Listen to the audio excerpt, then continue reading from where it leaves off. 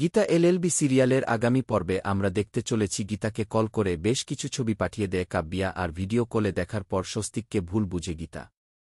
তাই স্বস্তিক সকালে যখন গীতার কাছে ক্ষমা চায় তখন কোনো কিছু না শুনেই ঘর থেকে বের করে দেয়। তারপর শ্বশুর মশাইকে কল করে বলে আমি আপনার ছেলেকে ডিভোর্স দিতে চাই। যেটা শুনে চমকে উঠে বলে তুমি কি বলছো ভেবে বলছো তো? তখন গীতা বলে আমার যেটা ভাবার কথা হয়ে গেছে।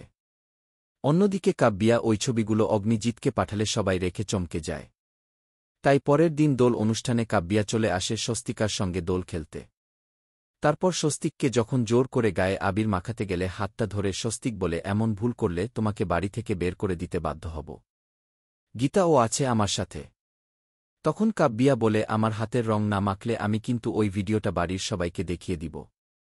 এটা শুনে স্বস্তিক বলে আমি কখনো তা হতে দিব না। তুমি যে আমাকে ফাঁসিয়েছ তা হোটেলে সিসিটিভি ফুটেজ দেখে আমি বুঝতে পেরেছি। তোমার মতো এত নোংরা মনের মেয়ের সাথে আমি কখনো সম্পর্ক রাখতে চাই না। এটা বলেই একটা থাপ্পড় মেরে বলে তুমি যদি সকল সত্যিটা গীতার কাছে না বলো তাহলে তোমাকে পুলিশে দিব। তারপর কাব্যাকে হাত ধরে টানতে টানতে নিয়ে আসে গীতার কাছে। তোমরাও কি এটাই চাও অবশ্যই কমেন্টে জানাও। আর গীতা এলএলবি সিরিয়ালের সকল আপডেট পেতে চ্যানেলটি সাবস্ক্রাইব করে রাখুন।